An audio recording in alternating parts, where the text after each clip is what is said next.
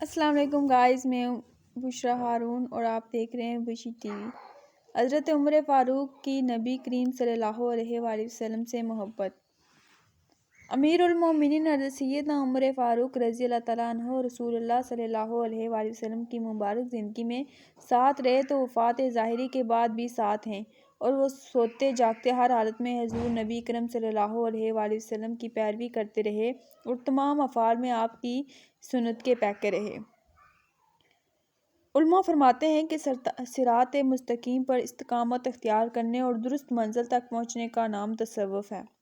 سیدنا عبداللہ بن عمر رضی اللہ تعالیٰ بیان کرتے ہیں کہ میں اپنے والد محترم کی خدمت میں حاضر ہو کر غرض گزار ہوا کہ میں نے لوگوں کو آپس میں ایک بات کرتے دیکھا تو بہتر سمجھا کہ آپ کی بارگاہ میں عرض کر دوں۔ لوگوں کا خیال ہے کہ آپ اپنے بعد خلافت کے لیے کسی کو مقرر نہیں فرما رہے، حالانکہ آپ کا کوئی اونٹوں یا بکریوں کا چراوا ہوا اور وہ انہیں چھوڑ کر آپ کے پاس چلا آئے تو آپ ضرور سمجھیں گے کہ اس نے جانوروں کو ہلاک کر دیا، جبکہ لوگوں کی حفاظت اور رعایت جانوروں سے بڑھ کر ہونی چاہیے۔ یہ سن کر امیر المومنین حضرت سیدنا عمر فاروق نے کچھ دیر کے لیے سر جھکایا، پھر سر مبارک اٹھا کر فرمایا، اللہ عز و جل اپنے دین کی حفاظت فرمائے، میں کسی کو اپنا خلیفہ منتخب نہیں کروں گا۔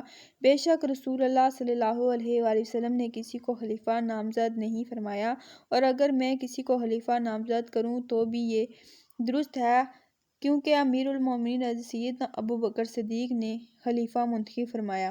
حضرت سیدنا عبداللہ بن عمر فرماتے ہیں، اللہ عز و جل کی قسم، سرور کائنات سرکار دو عالم صلی اللہ علیہ وآلہ وسلم اور امیر المومنین حضرت سیدنا ابو بکر صدیق کا ذکر کرنے سے میں نے جان لیا کہ آپ رسول اللہ صلی اللہ علیہ وآلہ وسلم کے مقابلے میں کسی کی پیروی نہیں کریں گے اور کسی کو خلیفہ نامزد نہیں کریں گے۔ حضرت سیدنا سالم سے مروی ہے کہ امیر المومنین حضرت سیدنا عمر فاروق نے فرمایا، میں خواب میں حضور نبی اکرم صلی اللہ علیہ وآلہ وسلم کی زیارت سے مشرف ہوا تو دیکھا کہ آپ صلی اللہ علیہ وآلہ وسلم میری طرف التفات یعنی توجہ نہیں فرما رہے۔ میں نے عرض کی، یا رسول اللہ صلی اللہ علیہ وآلہ وسلم، مجھ سے ایسا کون سا فعل سرزد ہوا کہ جو آپ صلی اللہ علیہ وآلہ وسلم میری طرف توجہ نہیں فرما رہے؟ سرکار مدینہ صلی اللہ علیہ وآلہ وسلم نے فرمایا، کیا تم روزے کی حالت میں اپنی زوجہ کا بوسہ نہیں لیتے؟ میں نے عرض کی، ذات کی قسم جس نے آپ صلی اللہ علیہ وآلہ وسلم کو حق کے ساتھ محبوس فرمایا، میں آئندہ کبھی بھی روزے کی حالت میں بوسہ نہیں لوں گا۔ حضرت سیدنا عبداللہ بن عمر رضی اللہ تعالیٰ عنہ سے روایت ہے کہ ایک مرتبہ امیر المومنین حضرت سیدنا عمر فاروق نے نئی قمیص زیب تن فرمائی، پھر مجھے چھری لانے کو کہا اور فرمایا، اے بیٹے، میری آستینوں کو کھینچو اور انگلیوں کے پوروں سے زائد حصہ کاٹ دو۔ میں نے دونوں آستینوں کا بڑا ہوا حصہ کاٹا تو آستینیں چھوٹی بڑی ہوگی۔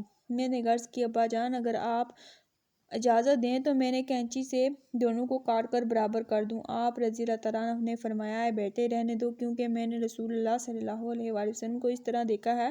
وہ قمیص امیر المومنین سیدنا عمر زیب تن فرماتے رہے یہاں تک کہ پھٹ گئی، اور میں اکثر اس کے داغے آپ رضی اللہ تعالیٰ کے قدموں پر گرتے دیکھا کرتا تھا۔ تو گائز، کیسی لگی آج کی میری ویڈیو؟ آئی ہوپ آپ کو پسند آئی ہوگی۔ اگر آپ کو میری ویڈیو اچھی لگی تو میرے چینل کو سبسکرائب کریں اور بیل آئیکن کو بھی ضرور پریس کریں تاکہ میری ہر آنے والی نئی ویڈیو آپ تک سب سے پہلے پہنچے۔ Thank you.